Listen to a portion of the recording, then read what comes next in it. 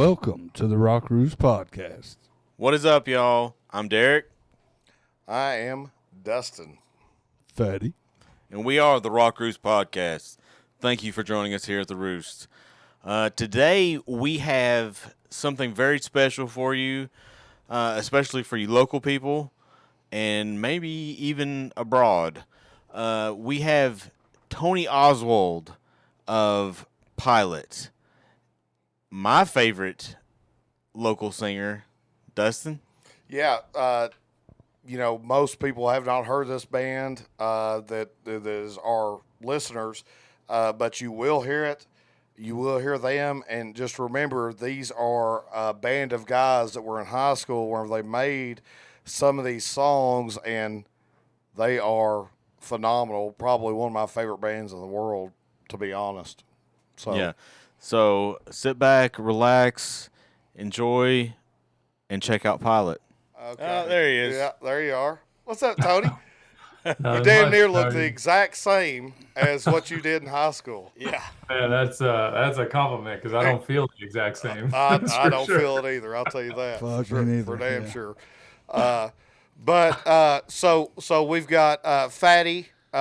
You don't never see his face. He's back there in the blinds, I guess you could say. And then we've got Derrick here, and then myself, Dustin. Dude, so fucking awesome that you come on with us. You have no idea.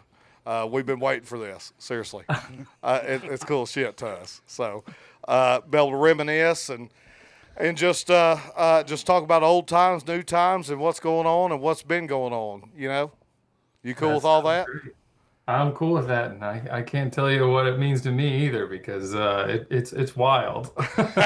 I really appreciate it. It's hard to believe that it's a big deal, but I appreciate it. Yeah, absolutely. And so again, thanks for coming on, Tony. A couple things. One thing that I want to talk about for sure is, I guess we've known you from afar for a long time, I guess is the best way to say it. Mhm. Everybody that watches this, they know that, we used to be in a band for years, and Derrick was a singer. I was a guitar player. Fatty was a guitar player. Sometimes he was a drummer. Sometimes he was the bass player. Sometimes he's whatever the hell we needed. That's right. I think our very last show we played with you guys, but P.Y.L.O.T, P.Y.L.O.T, man. P.Y.L.O.T, and that band is still on our playlist every single week. I still listen to that whole album. It's the first album, right? Yeah. The first album. Listen to that whole damn thing. That's one of those albums I don't skip, man. I do not Wow. skip. And it's crazy to me that you were in high school wherever that happened. How old were you wherever you recorded that? Yeah, I guess we released it in 2004. There was a lot of songs that we had written for years when we released the album too. So 2004 is when I graduated high school. So I would have been 18 years old. Wow. Yeah. That is awesome. That is awesome. So that is the point to where you recorded it. So you actually made those songs probably, then wrote those songs and things like that where you're 16, 17 years old. Right. Yeah. Yeah. My recollection is funny. I really have to go dig into the into the Rolodex of my memory here. The 'Cause that is archives. I'm 39 now. That's literally 21 years ago when we recorded that. But yeah, my memory is I was in a band with Wes Buchanan when I was in middle school, and we called ourselves Ugly Monkey, and and we were jamming around literally in 8th grade when we were actually went together to jam on some cover of a Godsmack song. I remember this with a couple guys. I know Godsmack right there. I remember trying to put the little growl in my voice when I was in eighth grade. Being trying to figure out how to make my voice get deeper. And I remember we were trying to figure out a name for the band, and when none of us liked any of the names, and this guy Anthony who was playing bass, they were all in their 20s, and Wes and I were 13 and 12. We were playing in a band with these guys, and he said, I think we should just call the band Put Your Lips on This and leave it at that. And we all cracked up because we were in middle school. We were we were just kids. That was hilarious back then. It's still funny. Yeah, exactly. Then I was like, oh my God, that's so funny. I died laughing. And then I was like, my mom would never let me be in a band named Put Your Lips on This. Yeah, that's right.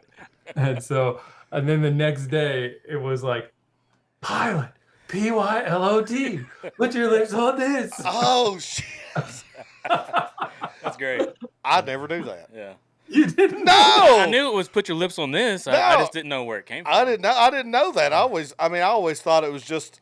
I guess I don't know. I seen Pilot. I thought, man, that's a badass name. You know what I'm saying?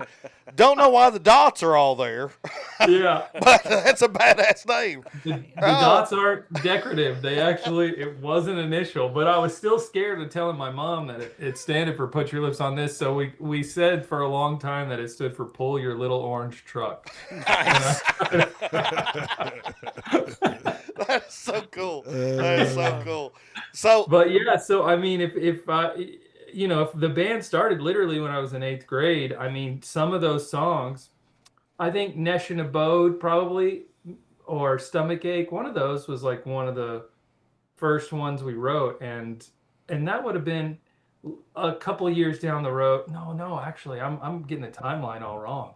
The ones in for that album probably were my sophomore year of high school, somewhere around in there. that is still, I mean, if you listen to the lyrics to that, everybody, you listen to the lyrics, we're going to get everybody turned on to Pilot. We still listen to it.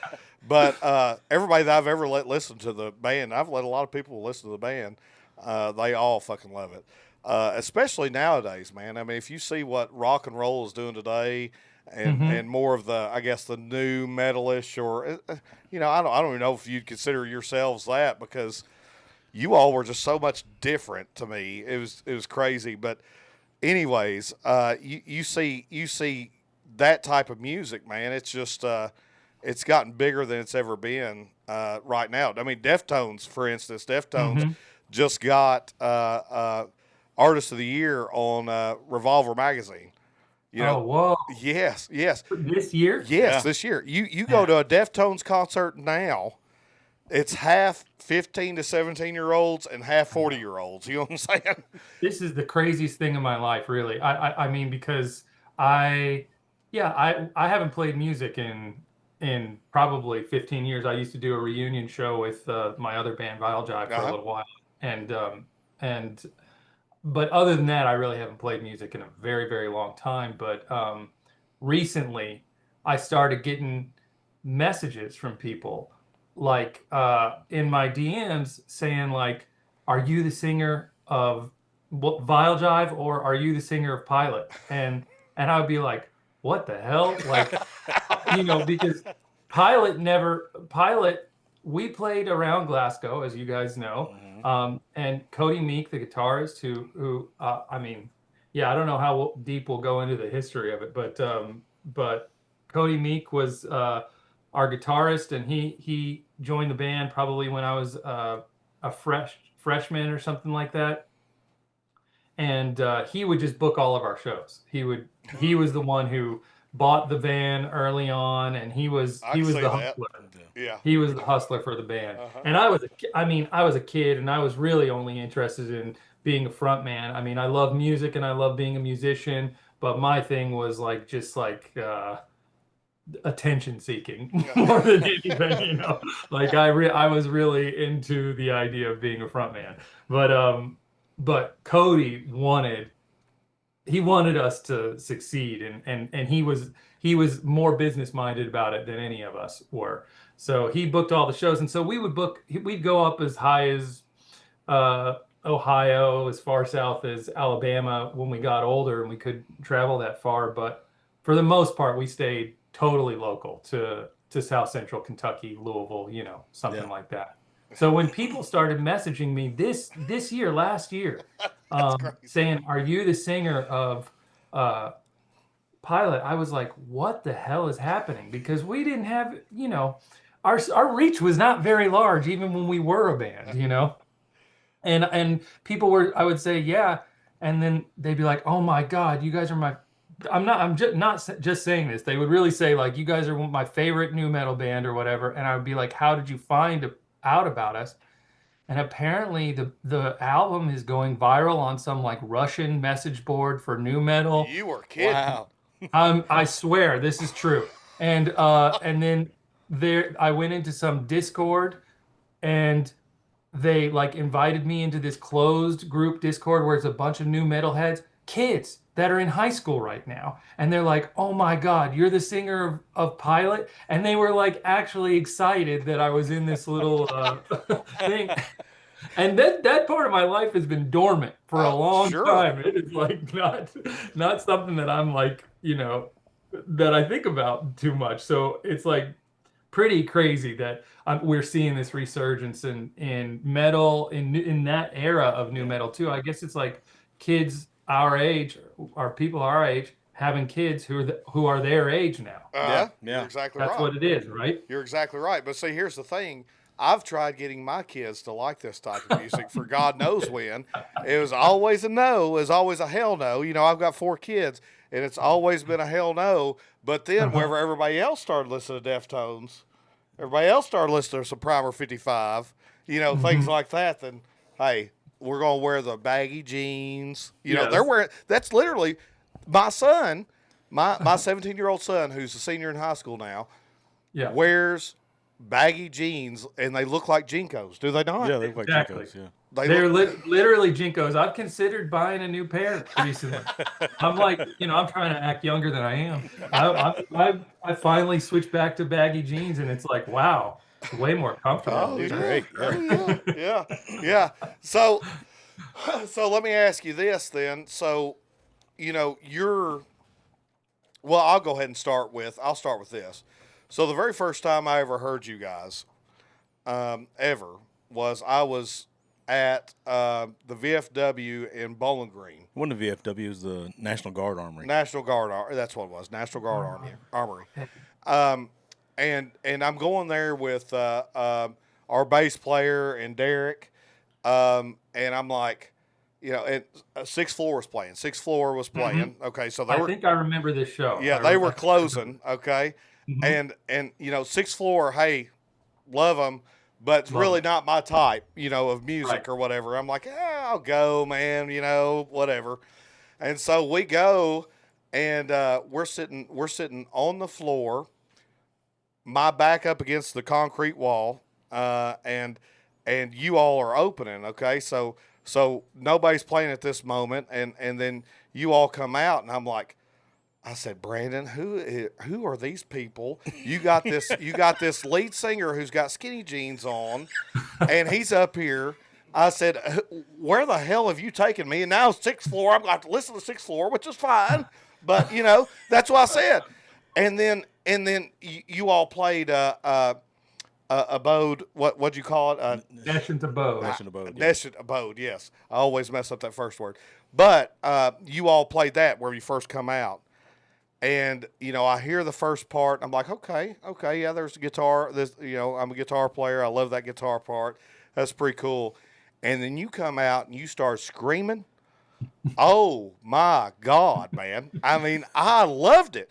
I mean, I fell in love with it, and it takes a lot. It takes a lot for me to do that, And after I loved it so much, I'm embarrassed to say this, but it's the truth. I didn't know what to do. But you come down, and I gave you a hug, man. I was like, you are the fucking man. I have never heard anybody scream like that ever. And so I guess that's my next question is, how the hell did you learn how to scream like that? Because there's still today, I don't hear anybody that screams like you do, or did, rather, that I've heard. And so where'd you learn how to do that, man? Yeah, I mean, I think that's very, very kind and crazy that you remember that, and that I mean, it makes me feel really good. You feel like you're moving through this world, making no impact on anyone, and so if you even stick out as a memory in someone's head, it feels good. And that, I just want to say, like, you saying that makes me remember a part of my life that I haven't thought about in 20 years. So that just is like made me bigger in my own head, like That's literally just like You were bigger expands than my life, life. man. You were bigger than life. I To mean, all of us. no, I mean, it just expands. It expands my own life in my own head. Like it's a corner of my mind I haven't even gone back to. So thank you so much. It's like really, really a gift that you share that memory. Absolutely.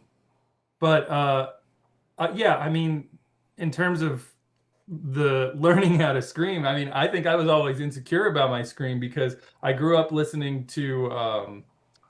I remember this guy David introduced us when we were young to Stained, or that Yep. first Stained album, and Mud Shovel, Mm-hmm. and I remember just falling in love with that album, Mud Shovel. That was a big one, and hearing Aaron Lewis's scream on that one. It is Aaron Lewis, right? Yes. And then Mm-hmm.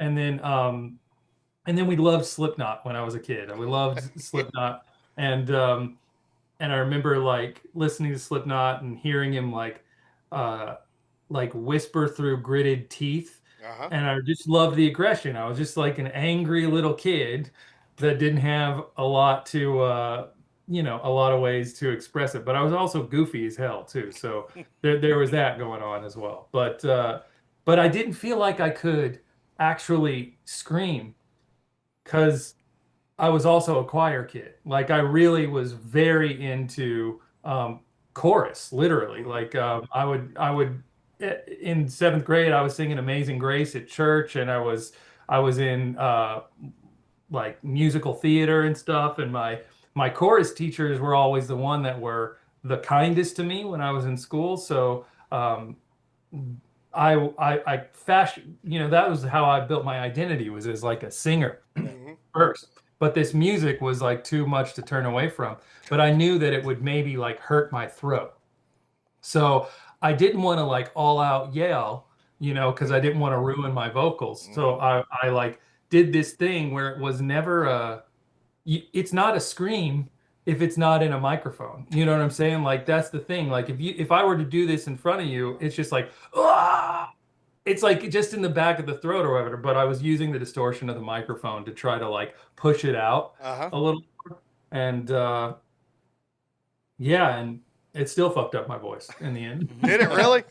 Yeah, it really did. Or at least I say it did. I don't know I think lack of practice over time probably is how I lost my voice. But I think that I wasn't as safe about it as I thought I was being when I was with a kid, Mm-hmm. Yeah. Yeah. Well, I'm telling you, it was amazing, was it not? Oh Derek? yeah, definitely. Like my personal favorite song off Impulse was Mascot. Mascot. Yeah. I Yeah. love that song. That's Oh, fuck. that's one of my all time favorite. Like it's like he said before. That's the song for me that stays in my playlist constantly. Mm-hmm. I was wondering, could you just describe what you were saying in the Mascot lyrics, if you Yeah. can? Yeah, I can. I mean, I don't want to I don't want to Sway anybody? insult the sensibilities of any listeners or anything like that. What I'll say is that when I was a kid, growing up in where we grew up, Bible Belt, America, Oh yeah. I was pretty frustrated with the surroundings that we had to grow up there in Kentucky, the small town mindedness of the folks that we were growing up with. Oh yeah. And I think pretty early on, I became an atheist. I was not Christian, and that put me at odds with a lot of folks in our area. And I think Wes was a big influence in that. Wes, our guitarist, was a huge influence on that. And also music was a big influence on that for me. Like honestly, I was influenced by Tool and Maynard and some of the there's a song. What is that song? Eulogy. Do you know the song Oh, Eulogy? fuck yeah. But by Tool, and I remember hearing Eulogy when I was when I was 12 years old, and at that time I was a Christian, and you know, this is every pastor's worst nightmare that I listened to a Tool song and became an atheist. But I really did like. I listened to a Tool song, and he said these things that first scared me, and you know, come down off your cross. We need the fucking space to nail the next one harder. Those are the lyrics, and I remember thinking like, wow, why would he say that? And it really turned some gears in my head to make me feel a little more critical of what we were growing up around. And of course, when you're a kid, you're just like not just critical, you're angry and trapped and all of these things. So, and I was also trapped in high school. So like there was also all these like prep kids that we didn't really get along with and felt outside of that or whatever. And we'd go to these pep rallies, and it would be just another place for people to you know, show. I just was like not into that at all, and I was like, oh, fuck these pep rallies, fuck Christianity, fuck all this shit. And so I like took the ideas that I had about Christianity, and then tried to like say I was trying to compare church to the notion of a high school pep rally, and how like preachers are up there trying to force their opinions on people like they do on pep rallies. So Holy shit. Well, I'm telling you that's very deep. I don't know if you knew that. How the hell do you come up with lyrics Yeah. like that in high school? That's my question. I love that song even more. Like Oh, that's just yeah. that's a good fucking song, And dude. we always said, I always said, I know this, I think Derrick did too. We always knew that Tool had to have been an influence of y'all's. Had to have been. Tool was a major influence. It was like, yeah, I think when we were coming up, Wes was real. We were really into this band, Mr. Bungle, Mike Patton, a lot of these old, more experimental, progressive metal bands, things that we would classify progressive metal more than new metal. Yes. Like we started with Korn and Limp Bizkit, and like literally the core popular new metal bands were like the ones that hit us when we were young. And then as we got older, we started to deepen our appreciation for some of the more progressive bands, and Deftones, of course, huge influence at that time. Yeah. But yeah, Mascot. I'm trying to remember what the lyrics are, but I think it's like like you'll sing and you'll pray, with the something about a high school pep rally and go fight win. Uh-huh. Yeah. Yeah. Yeah, I fucking love that. What's that? I said I fucking love that. Yeah.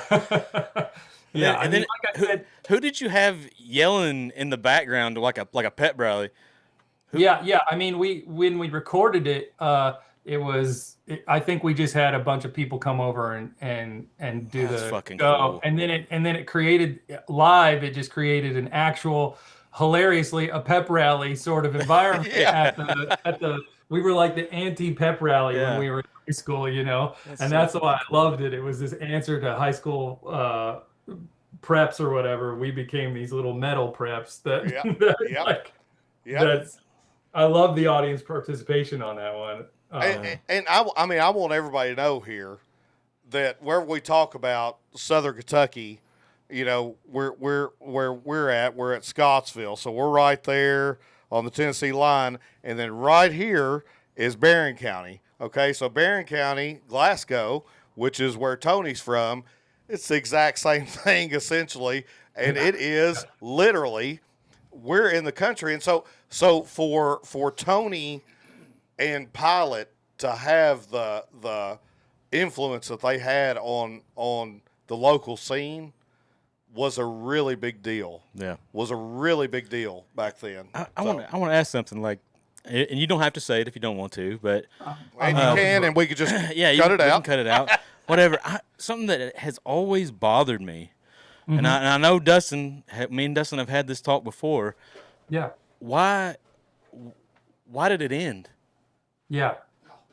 Yeah. I mean, I don't really know, except that I went to college, and I started liking movies a lot. I Yeah. started liking movies a lot, and I was like really busy. I think, and I don't think it's just me. We all, as we got older, we were a high school band, and and everybody started going their separate ways musically and career-wise and everything. It just became harder and harder to get together and practice more than anything. What I kind of getting at here is like there had to be somebody, some record exec somewhere was breathing down your necks, being like, "Sign here, please, sign Wow. here." Did Yeah, that? I mean, you know, I wish that was the case, and I think that would have been cool at the time. Like I said, none of us, Cody, Cody aside, none of us were really business minded.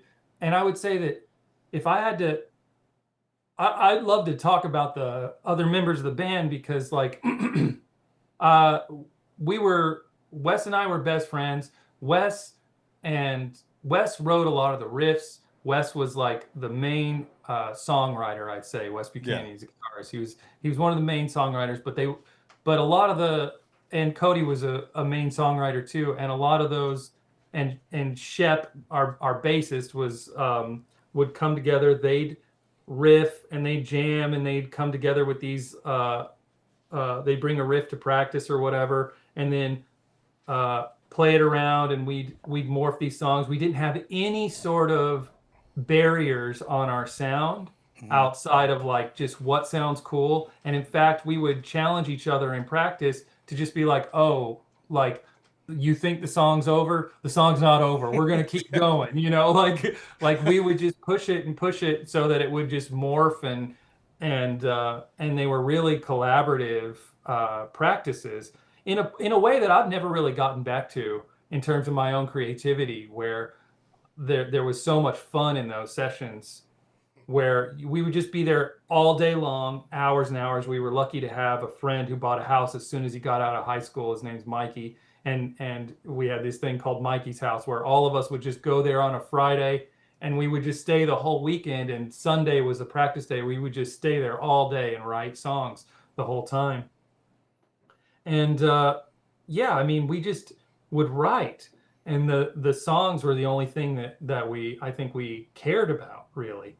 And then the shows, which Cody was the only one who cared about booking the shows. Like I would just like show up. You know what I'm saying? Like I was a kid and I would just show up. I would go to the practices and I really cared about the music, but then in terms of making that turn into something, I didn't have the slightest idea about how to do it. And so as far as I know, we never really got anyone asking us to do anything. Really? Yeah. I mean, and if they did ask us, it would have been asked to Cody, because he was sort of the business part of the band. And I think we just played so infrequently, we recorded so infrequently that over time it just kind of became less of a thing. I also think I started towards the end of my career with the band. I got really anxious about my writing and my performance, and that stopped me from being able to write lyrics for a really long time. Oh, Wow. So yeah. so I was not able to write for a really long time. So we had they'd come together, they'd jam, and then I would just like get in my head about lyrics. I could not make myself write lyrics. Derrick, have you ever heard of that? Yeah, I've been there. Yeah. Yeah, yeah, yeah. Because we were always trying to top them, like the second album was like a concept album because we were really into concept albums at that time, or I was, and I wanted all the songs to fit together and tell this big story and like have this whole world, but I didn't have the creative discipline to actually make that happen and to wrangle myself and my anxiety around what I was making. So yeah, I think that's part of the reason why we weren't very prolific. We didn't make a lot of music, and we made long songs, but we didn't make a lot of songs. Yeah. And so I think that probably stopped us in our tracks a little bit too. That just blows my mind. I Well- mean, I for me personally, when I hear Impulse, I think like, man, if these guys didn't get a record deal, who the fuck would? Who the hell would? Yeah, Yeah. you're exactly right. But whenever you think about concept albums are the hardest albums to make ever. I mean, the hardest albums to make ever, and you wanted to tackle that, which is a big deal. When we were young, we wanted to tackle. That's a big deal, yeah, because that they are very, very hard in order to go from making one great song to the whole album, to being a great song or a great album. Yeah. Which I do have to say, I love your second album too. So Yeah, and it all has to be cohesive. yeah. Oh, it has to Yeah. be. And so you all, you're going back to what we talked about with Mascot about, Christianity and the school and things like that. You all had an old church that you used to play at a lot, right? It Oh wasn't yeah, well that's the thing, yeah. The hilariously, because if the one driving factor to a lot of my lyrics was a sort of militant atheism at the time, like I was really like it's laced through a lot of those songs, and our number one gig was the Parish Center, which was a Catholic gathering house, or whatever. So like we would throw these things. Spook Fest, which was a yearly Halloween show Yeah. that Cody had some deal with this Parish Center, and he'd be like, yeah, it's just a bunch of kids. And then we'd get there, and they felt like dens of debauchery, these shows. It was just like That shit's still Kid- talked about. It yeah. is. Yeah, it is. yeah. It was just I hope everyone's okay who went to a Spook Fest show, and there was nothing untoward happening, but No, they're but, good memories. Yeah. yeah, great memories. right. But was that besides Shoney's or close to Shoney's? Yeah, it was right. Yep. I remember it. Yeah, I remember it. Yeah. yeah, we'd play there like once every 3 months or something like that, and do the big annual show there, and yeah, we love that place. That's so crazy. Yeah. That is so crazy. So I remember this, and I've said this a million times. Wherever you have you think you have a memory, but you're not really sure if you have the memory after you say it to everybody, and you're like, Yeah. "Damn, I don't know if that's right or not." I had one of those situations the other day on the show, and it became our second largest Viewed video. Viewed video. But so people used to always tell me, or I've heard it a bunch. I know you said that you all really didn't look for that next step for the music industry and things like that. But I used to always hear that you all enjoy being a big fish in a small pond instead of a small fish in a big pond. Did you all Yeah. ever say that? Was that what those exact words? 'Cause that's the first time I had ever heard that. I don't know if I mean, it makes sense that would have been our experience at the time for sure, because there were a couple times where we would go out to Louisville or we'd go to Nashville or something like that, and you realize slowly that outside of your small town, you're not big shit. You're just like you're just another thing, and like I remember we did do one show. We drove 9 hours up to Ohio. We got there, and it was a bunch of bands in a thing, and they said, okay, you guys are on, you've got 10 minutes. And they told us that we had to play a 10-minute set. And our songs are 10 minutes long. Yeah. Like, we'd driven 9 hours. And so they're basically telling us we could play one song when we got there. And I remember we were like, okay, we told them we'll play 3 songs. And then we played our 3 longest songs, and they were kicking us off by the end of the set. But I remember doing that stuff, and yeah, it felt bad. I remember thinking like, oh, this sucks. Actually, it wasn't fun for me to do that. Or we'd go, and when I say it wasn't fun, it was just like, it was like a bad feeling. Mhm. And then, Yep. but I also remember going to Cincinnati, playing to crowds of like 2 people, and still doing everything that I would ever do for 100 people for 2 people. and like, throwing not caring about my body, throwing myself all over the ground and everything like that for whoever was there. Like that was never the point of it necessarily. But I do think, yeah, maybe there was like a little bit of like, I don't know. I don't know if it was like we didn't want to be a small fish in a big pond. It was just like there's so much to try to figure out about how to get a band signed or to be successful in any art form. It's like now I make movies, but this is for painting, for anything. If you don't figure out how the commerce and the art interact, then you're never going to actually make it. Mm-hmm. You do have to figure out how, even if the art is the purest pursuit, you have to figure out how you're going to make a connection to a manager or somebody who knows somebody who's going to figure out how to get you in front of the people you need to get in front of. And you have to stand up to a lot of rejection while you're doing that. You have to have a thick skin. And that's tough to begin with, especially. Exactly. Yeah, you got no one's going to love everything that you're doing, And yeah, I mean, it was nice to be appreciated in Glasgow. Yeah. And we loved that, and I love that. But I don't think the rejection necessarily stopped anybody. It was a much more natural sort of like tapering off of the band. Yeah. And any one big thing or one idea. Well, as far as being, you said you were the well loved in Glasgow area or whatever. I remember Fatty probably remembers. Fatty, do you remember going to Louisville in what was it, 05?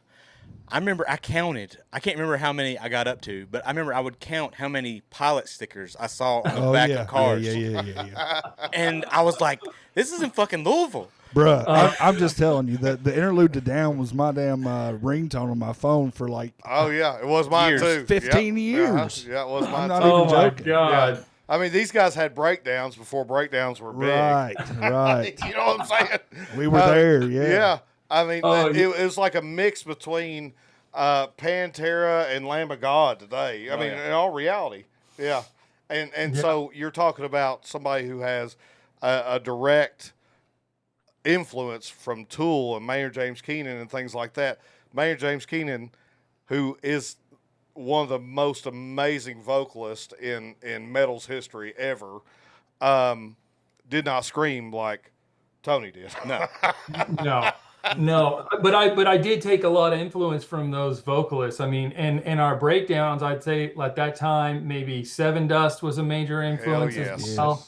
And that album of that era, I remember Wes's aunt actually was roommates with LaJohn Witherspoon in Atlanta. You're kidding. Yeah. And so she knew LaJohn Witherspoon way early. And so when we were like 11, we were listening, 12, 13, we were listening to Seven Dust because she knew LaJohn. That's so cool. That's fucking awesome. That is so cool. It makes a lot of sense. Yeah, though. it does. It really does. Yeah. She came back to Glasgow and she introduced us to all that cool music. Awesome. That is cool. That is so cool. I don't know. It was an amazing time. You all were like the perfect, perfect storm. In sync. You all were in sync for sure. And I've talked to all the guys. I've talked to you, of course, and I truly appreciate you talking back to me because your songs really, and your songs and your lyrics have really helped me through some things. And I know that's probably weird for you to hear, but it's the truth. I mean, in all honesty, I mean, it doesn't matter if I was in high school and going through angst that you usually go through in high school, or being an adult and going through bullshit at work or whatever it is, to where you feel so small. You hear Mascot or Down or my two favorite songs off that album are the two that are at the end, the Hidden Song and the I suck at names too, by the way. I just listen No, to it's it. okay. It's okay. I can't remember the name of those two songs. It's the Hidden very Song? it's the very last song and the hidden song. Fit pitching. Yes, Fit pitching. Yes, there it is. God, I love that motherfucker. Oh, God, it's just Every song on there is fucking good. the whole damn thing's good, and it's just Fit a pitching. The whole scream. thing. The fit pitching. The whole song is about the breakdown. My idea for the lyrics was to write a song that is only about the moment that I'm gonna scream at the end of the song. So like now the moment you've all been waiting for. Yeah. And Oh, I remember it's like a meta song. be damned. That's Yeah, fucking cool. that's cool as shit. Holy hell. Gosh, we're about to get all these people into this damn shit. Yeah. I don't even remember what the secret song is though. It's the one. It takes. Okay, so you got fit pitching, and then it's like another 8 minutes. 7 or 8 minutes after, and then it's Yeah. da da da da da. Oh yeah. You know what I'm talking about? Yeah. Yes, yeah. yes, I'm coming home. Yeah. Yes, I don't know. Yeah. I mean, I don't even know if it has a name. You know what I'm saying? I don't know. I don't know if it does either, and I don't know if it has lyrics. But yeah, I'm coming home. That's why I remember. Yeah. And my God, man, I mean, it's so crazy because you may mean it in one way, but audience members take it another way. Oh, yeah, I love no matter that. what, no matter what. And it's just like what you're saying about art and the way that you go about business to grow your art in any way, shape, or form. Hell, you got to remember back then, all we had was MySpace, right? I mean, we didn't have all this other bullshit that makes it easy. So, I mean, if you could imagine having P.Y.L.O.T out today as an internet band, Yeah. what the fuck would it do? No shit. Yeah. I mean, because it's all over the place. I mean, you go all across the world right now, just like that. Man, You know that. I appreciate the statement. And I would love if it was true. I mean, it means a lot that you're saying that, and it really means a lot to hear that the lyrics were working for you, and that the music meant something. Because, like I said, you just like this is stuff that I did a long time ago, but also is a part of my life that for a long time I was anxious about, that I didn't feel very good at, and that I was like trying, that I sort of put in my past intentionally to try to cultivate some other talents, because I felt like, that part of my life was put to rest. And it feels really good, I think, as I've gotten older to realize that the products, even if they're made from a time that I feel like I was a different person and came from a different place, they live. And especially now with the internet, they are revived and they live on. And it doesn't even matter if we play those songs anymore. It doesn't matter if we go out and do it, because they exist. And that new people are coming to them is truly the craziest experience of my life. But also that you guys are still listening to it, and that you've got years of appreciation for it. That's like so cool. It makes me like feel better about art in general, that it has that kind of life. Oh, absolutely. Absolutely. It makes real art with people that really care about their art can really change somebody's life. And that's the honest to God truth. It could change somebody's life. And I've seen it happen. I've seen it happen with numerous. I mean, there's people that I've talked to that have been on the ledge, my friend, on the ledge. Yeah.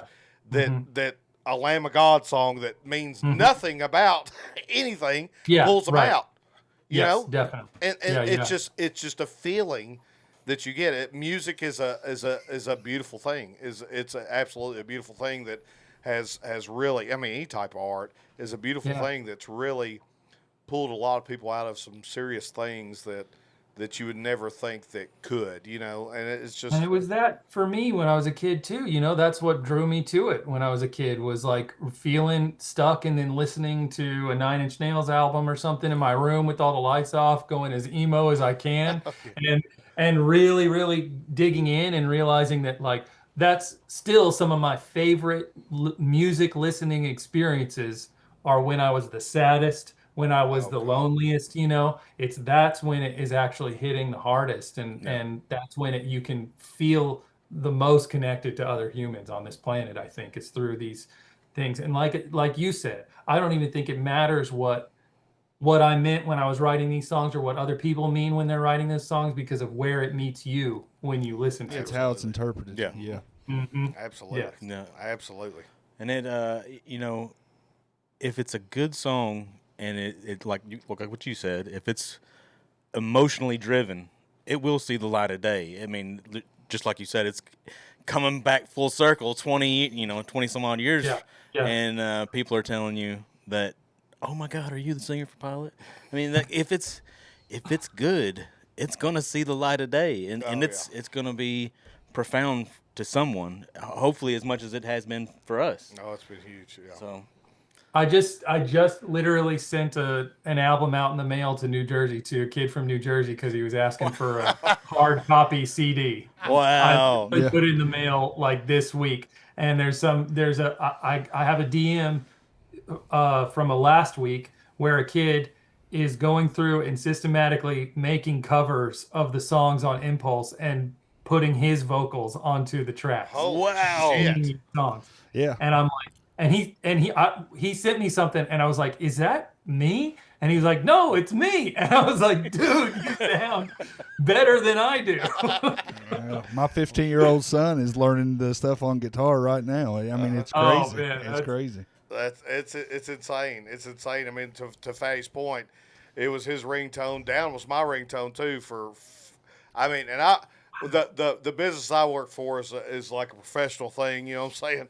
And so I'll be sitting there in a meeting, and then it goes da da da da da. Get up, get up, get up, get up, get down. Yeah. Yeah. So, Derrick, do you remember? Well, Fatty and Derrick, wherever we went to a radio station where we were still in the band. It was Western's radio The station. Rev? Yeah, the Rev. Yeah. Mhm. Yeah, And he said, man, I mean, I love P.Y.L.O.T, but their songs are so long. And he said, but damn, everybody requests them every day, so I have to turn them on. Yeah, that's the thing. It's like, now with TikTok and everything, people want songs to be 2 minutes long. Yeah. You literally, Oh, yeah. it's like 1.5 minutes. Attention spans are gone. Yeah. Yeah, it's gone. But even back then, we knew we weren't making songs for the radio. We weren't making songs for play on local stations unless they were awesome, like Bratcher. Oh gosh. Rest in peace. Rest in peace. To Bratcher, who was always so supportive to us. But even before that, folks on at the radio station, the college, were like so nice to us and playing our music, even when I don't think it was their cup of tea. Too. Yeah. That's the other thing too. It's like, We called you in could tell. several times. Oh yeah. They'd always play Mascot because I think Mascot was your shortest song out of all of them. Right. I think it was like 6 minutes. Right. Yes, exactly. Yeah, exactly. Yeah, we didn't have any 3.5 minute singles. No. That's what's so cool to me, though. I love that. I mean, yeah, that whole album is over an hour long, which is like, that's a long album. Yeah. And I think it's 10 songs, right? Yeah. Yeah, 10 songs. Yeah. I love that. Yeah. So you go from Barron County, Kentucky, Mhm. Glasgow, Kentucky, and it's so, number one, it's so odd to me that somebody, and listen, I'm not sitting here just trying to blow shit. I'm really not. No, You're creative, dude. You're one of the most creative people I've ever seen, and here's why I say that. I remember where we was fixing to play our very last show that we ever played, which was what we considered, it was called Army Nobody's 2, okay? And that was at the auditorium in the high school at Scottsville, and it was all for a benefit for one of our buddies who wrecked. And got paralyzed, and you all played with us. That was our very last show that we ever played. Wow. But I was in class, and Fatty, you remember Miss Haynes? Was you with Miss Haynes? Yeah, I remember. She didn't like me as much as she liked you. She loved my ass. She loved me. Hey, I'm going to tell this story real quick. And there's this guy named Tweety. Tweety. I remember Tweety. Well, this guy's like 6'5", and he's about 800 pounds. I'm sorry. Back then, he wasn't that big, but he's big. He's a big boy. But he would do anything. He would do anything in the world I'd ask him to do, and he was just such a good friend. I mean, he just made me laugh, you know. And he said, I said, hey, Tweety, let me copy off of you, man. Just let me copy off of you. He said, hell, go ahead, copy off of me. Well, I got the copy off of him, and guess what?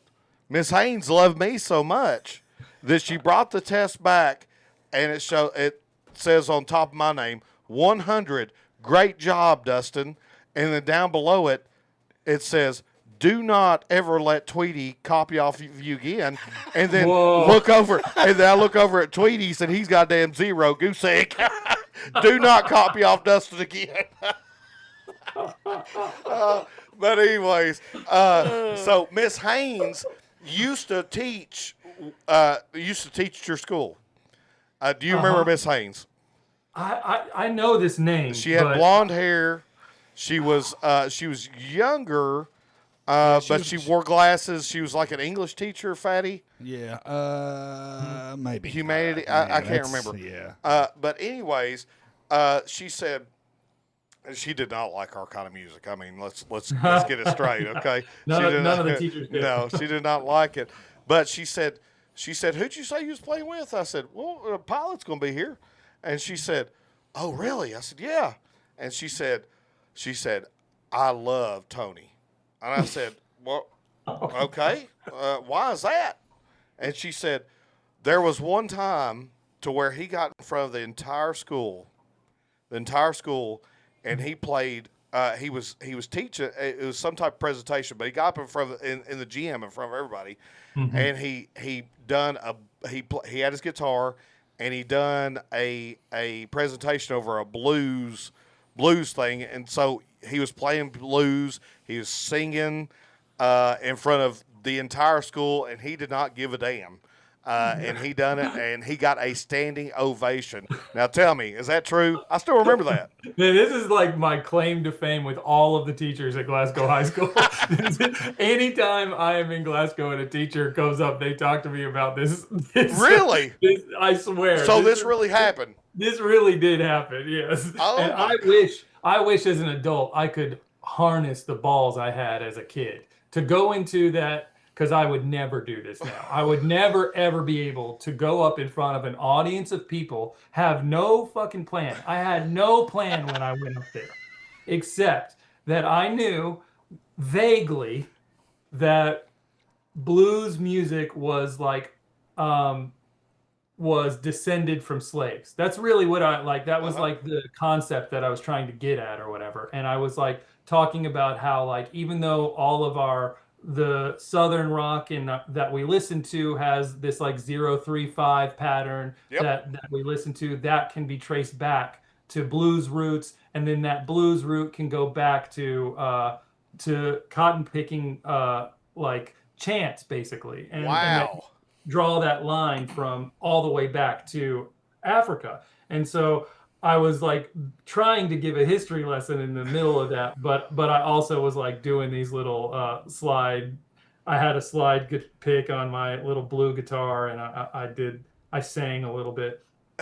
And but yeah, it was like, I don't know what worked, but it really was a standing ovation. That is the coolest shit I've ever, like, out of everything that I remember, I thought that was the one that was the most bullshit, but it was apparently true.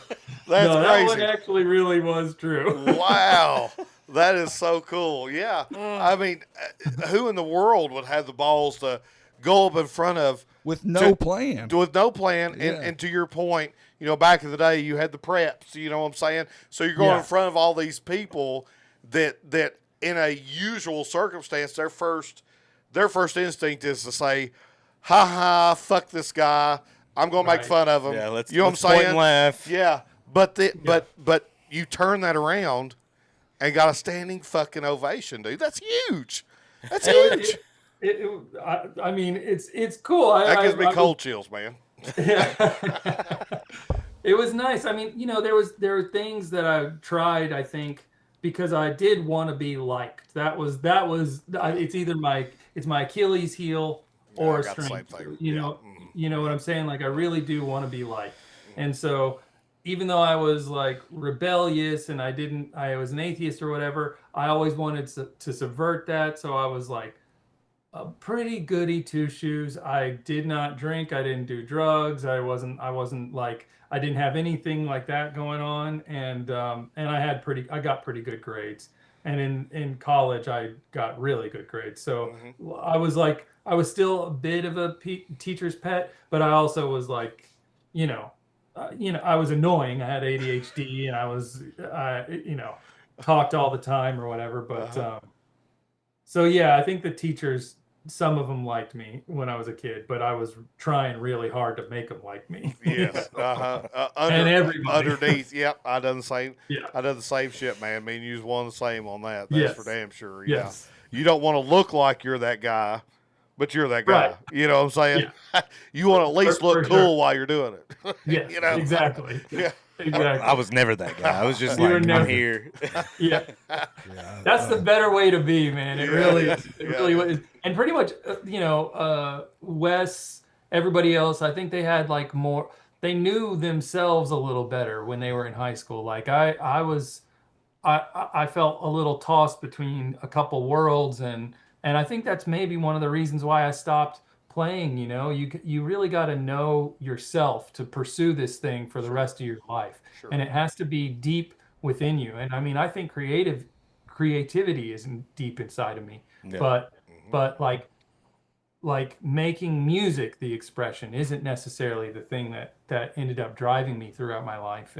But Wes is still playing music. Cody's still out there playing music. Wes is pretty much off the damn grid, man. He's fishing and I mean all the time. Well, Got the that is true. Volkswagens, absolutely killing it. I mean, the last time I talked to Wes, that is kind of, I guess that was 2017.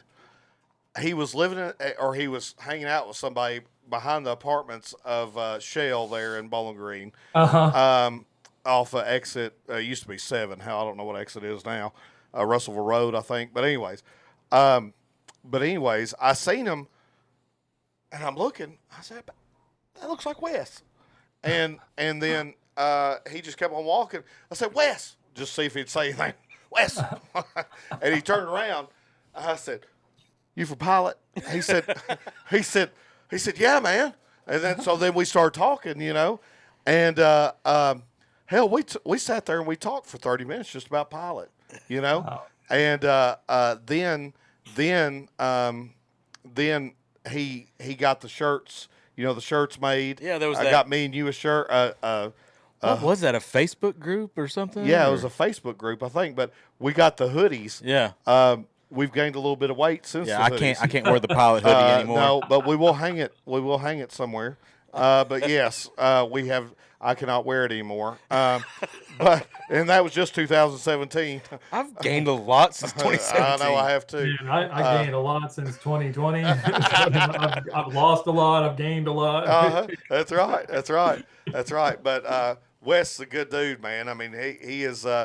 He's somebody that if there was a zombie apocalypse today, he would live. He's I'm just surviving, telling you. yeah. Yes, he's Yeah. gonna survive. Him and I can't forget Josh London too. Josh was part of the band too in a lot of ways, and he helped write some of the songs. He played didgeridoo when we would have yeah. a didgeridoo up there, and then he would sing in the background if there was a screaming or a singing thing. He would come up there and play. And we had this guy Wade Copus who used to sing on some of the songs too when we play live as well. Oh, that's cool. Cool. That's so cool. And of course, Matt DeVore became our drummer. Yep. Yep. Matt's amazing. Matt is an incredible drummer, one of the great drummers of South Central Kentucky. Truly. Oh yeah. He went on to do Opossum Holler, and I love that band. Yeah. Opossum Holler. Yeah. Oh yeah, that's the one with Brad in it from Carter's Tattoo. Yep. Yeah, they That's opened up for Seven Dust, I think. They did. Yep. Mm-hmm. Yep.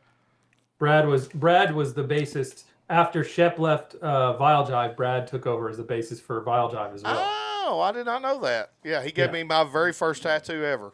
Yep. Oh, cool. That dude, yeah, he's cool as shit. Yeah, Quiet. He's a huge Deftones fan. Huge Deftones fan. I do remember that. He loved fucking Deftones. Yeah. Mm-hmm. It's so funny because Shep was like one of my best friends as the bassist of, and so when he was in Vile Jive, I loved it. And then Brad took over in Vile Jive, and Vile Jive was very much like we were together at the shows and we were together at practice, but we weren't hanging out outside of just the practice shows. Mm-hmm. I grew up with the guys in P.Y.L.O.T, though. They were like, best friends. But so I actually don't even know Brad that well, which is crazy because I was in a band with him for a very long time. But that's cool. That is crazy, but it's cool too. Yeah. And he's quiet. That's what I mean. Yeah. He's just gonna sit there and play. You know what I'm saying? Yeah. I love him.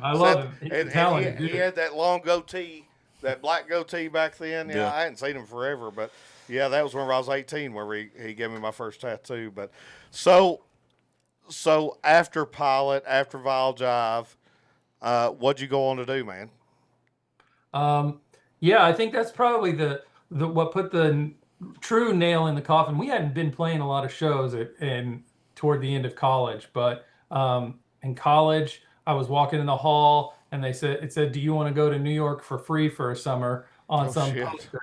And I was like, "Yeah, I do." And I pulled a tab and I like put my application into this little fellowship, and it was the only thing I had planned for after college, and I got accepted to this fellowship in New York City. And so they placed me at an advertising agency, and then I got a job at that ad agency when I went up there. So I moved to New York City when I was 22 and stayed there for 12 years. Never came back. I just loved movies, and I thought I wanted to be a film editor, and my career ambition sort of shifted toward movies and editing. And then that's what I did for 12 years. I just edited at advertising agencies, TV shows, and films. And that's what my career has been ever since. That's so fucking cool. That's cool. That's so fucking cool. So you're producing, directing, writing, all the above? Yeah. I've been I make movies with my wife. I married a woman who, after we met, she also became a film editor, and she's edited a number of documentaries that are on HBO and Netflix and Hulu, and we work together to make films of our own. We're mostly have only made short films together, but we're developing 2 features that are in pre-production right now. So we're continuing to expand our filmmaking career. That stuff is all personal projects, and I'm trying to get back to the place where we were when we were kids, where we made music together and try to make movies with my wife like I made music. It's just totally protected creative practice that isn't really oriented around money or or being successful, but maybe a little more successful than P.Y.L.O.T was if we can muster it. Yeah, it sounds like something that you're going to carry on with, though. Yeah. It's a longer term thing because it's a little harder to make movies than it is to make a song. Maybe it's more akin to making an album or something,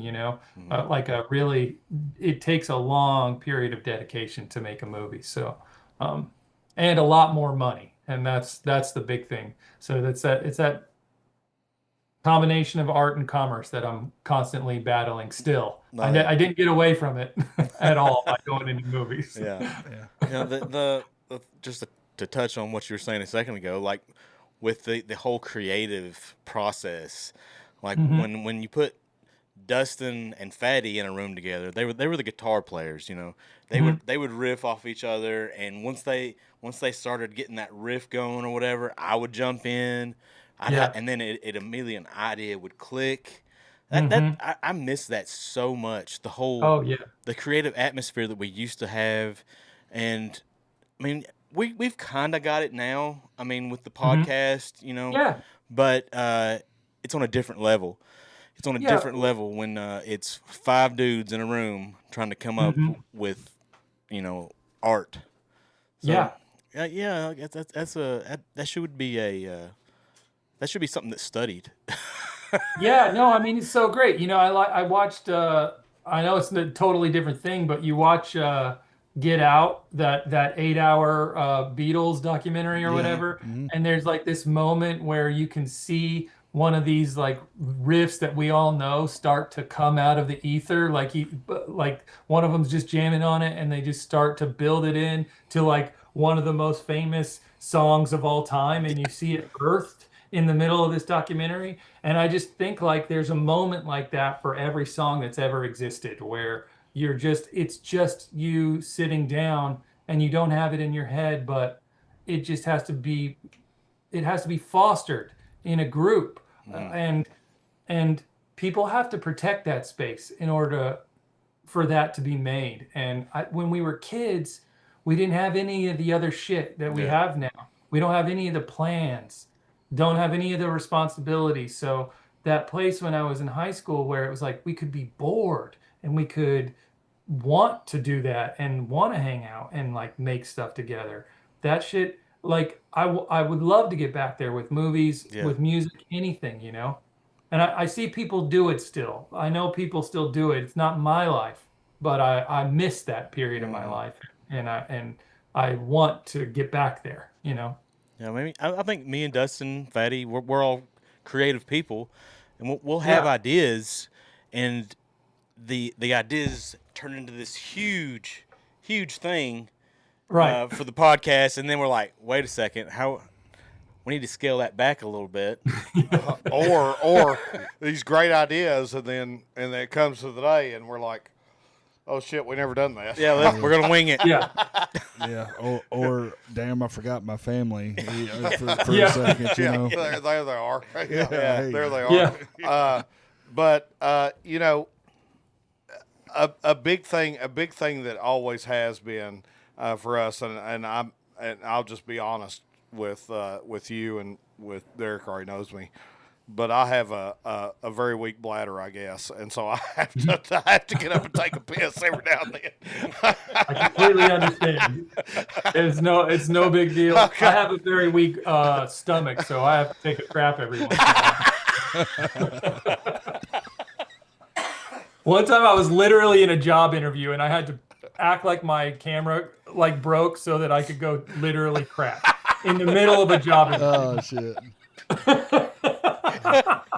That makes me feel a lot better about my weak ass bladder. So, Oh Lord. I'll piss the bed. But I don't know if this was said or not, but like, what we've always seen, whenever we played or like whenever we're making podcasts, or, that's how kind of all this started was, me and Derrick were brothers, of course. And we've been, we played music forever together. I say forever. We played music for quite a while together. Fatty as well. And we all had a huge creative mind on what we wanted. And I'm ADHD too. And so that's a good thing and a bad thing. And so it's a good thing whenever you talk about paying attention to details and things like that. And that's on things that you like to do. And only on things you like to do. Yeah. And those were, that was definitely something that I love to do. And, so, since then we've actually created families. It's a great thing. Me and Derrick still hang out pretty much every weekend. But we would just sit in my truck and listen to music, man. Listen to music and talk about music and talk about, talk about things and talk about just different topics. And Derrick has been talking about forever. He said, man, we need to do a podcast. I'm like, okay, yeah, we will. Okay. And it's Hey. Yeah. But we ended and up you doing guys it. pull in some big folks on this Oh, yeah, podcast, yeah. too, don't you? Yeah. Yeah. Yeah. It's pretty crazy what you guys have built over here. Oh, It's Appreciate awesome. it. Appreciate Yeah, I it. appreciate that. Yeah, we've actually got the guy from the bass from Black Flag next week, which Yeah. is Oh, pretty that's cool. amazing. Cool shit. It's crazy. You know, it's fun for us. I mean, this is what we do anyway, and to be able to talk to people like Bobby Burns and you know, people like that it's just insane to us. And you know, to be able to just sit here and talk to you, dude. Yeah. I mean, I know that you probably think, man, you know, I'm just a regular dude. Yeah, but we've been listening to you for fucking 20 years. I mean, it's crazy. It's just so cool. Yeah, I wish we could talk more. You know, I so appreciate being that people are asking me about these things I haven't thought about in 20 years. It's crazy.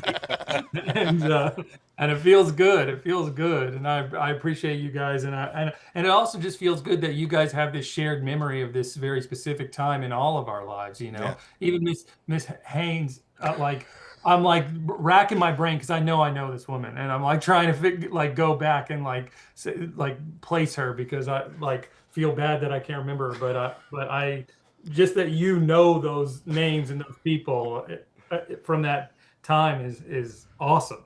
It's Yeah. awesome. There's a kinship of we have a relationship, you know. Absolutely. Yeah. And so I, you know, myself, I'll end with this, and then Derrick can go on. But there's three things I would like to say to you. Okay, three things, and number one being, man, I'm proud of you. We're all fucking proud of you, Yeah. and because you left small town Kentucky, and you didn't let your creativity stay back with you. You know, you've continued that throughout your entire life, and that is a huge fucking inspiration. And I'm just saying that. That's the honest God truth. Number two, you are one of the most talented singers I've ever seen in my life, and that is honest God truth. Would never say that unless I meant it. I promise you that. Your singing voice and your screaming voice is unmatched. Okay, Top It's notch. unfucking matched. Thank you. very much. There's not many people out there in the world that could do that. And then number three, I don't know where you're at today, man, or not today, but like where you live. I don't know if you live close to us or whatever, but at some point, man, we're going to go eat lunch. I'll buy you lunch. Yeah. Just fucking No, hang out, I'll man. buy you guys lunch. Are you kidding me? You've been spinning the album for 20 years. I owe you something. You're keeping it alive. This is incredible. Well, we definitely need to, because you're not only a huge talent, not only a huge creative leader of our world down here in Kentucky, but you are a good dude, man, and that's hard to find, and so we appreciate that more than you know. We love you more than you know. Man, I love you guys. Thank you so much. This is like- Absolutely. I really, really appreciate that, and it means a great deal to me. It really, really means a great deal to me. And I appreciate you guys so much, and appreciate your passion for not just local music, but metal and music in general, and that you guys have been able to like get this going. It is an extension of your creativity. I can feel it. That passion is driving it, and I hope you guys are still playing music. But if not, I mean, I'm glad that you guys are still keeping music alive in your hearts and in the Always. community. It's like very, very, very important what you're doing. So thank you. Yeah, appreciate Yep. that. And on that note, we're going to end with Tony only dances the pony.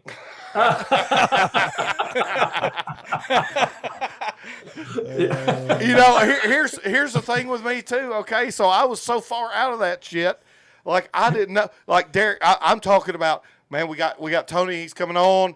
Pilot, bam, bam, bam. He said, "Yeah, man. You know that dude's went viral like twice or three times or some shit like that." I said, No, he hasn't. He got up on stage with Genuine. He told me that, and I looked it up, and I was like, "Holy shit, that is crazy!" Yeah, I was shocked, and that's shocked in a good way. I mean, that's what I'm saying. That's what's so fucking cool, man. That's what's so cool. You take something, you see an opportunity, you jump on it, and you make it real. And I ride it. You ride it like a pony. Ride it like a pony. motherfucking pony all day long. And so I love that. Yeah. Everywhere, and even on a beer commercial. Like, Yeah. Yeah. it's amazing. I know. You're going to have me call. One last thing. I mean, we ask a lot of people to do this, and of course, if we get to meet up to eat lunch, dude. I'm in Nashville, by the way. I'm Shit, you're right down the road then. Oh yeah, you're an hour down the road. But number one, we'd love to have a signature from you because we like to get signatures from everybody that's been on the show. You know, I think it's cool shit. And then number two, whenever we do eat lunch, you give us that. That'd be great. I don't give a shit if it's on a napkin. I don't care. Thank you so much, dude. Again, we love the fuck out of you. We'll do anything in the world. If you ever fucking need anything, dude, we're right here. We will definitely holler at you the next time we're in damn Nashville, if that's okay with you. Yeah, definitely. Please do. And Tony only dances the pony. I can't get him to do it. I'm in sweatpants. You know, I'm naked. I'm naked from the bottom. Nuts are out. God, leave him alone. Nuts are out, ladies and gentlemen. So what we'll probably do, since I can't fit in that P.Y.L.O.T shirt anymore, is probably bring the P.Y.L.T shirt down and like a silver marker or something. Okay. Let him sign that. You cool with that? Of course, whatever you guys want, man. And yeah, if you want me to send it up, I've got stickers, I've got temporary tattoos. We got it all up here. Oh, fuck yeah. Oh shit! These were made 20 years ago. Trying to get rid of these. Hell yeah. Send them to Derrick. What's your address? No. That's hilarious. Oh man. Yeah. Okay, man. Yeah, we'll holler at you for sure. We'll definitely holler at you. This has been fucking awesome. Going down Great, memory lane. Yeah. We'll see you soon. Yeah, we'll see you around, guys. Thank you so much. Hey, thanks for all you done, brother. Thanks, man. See you. Appreciate you guys. See you, man.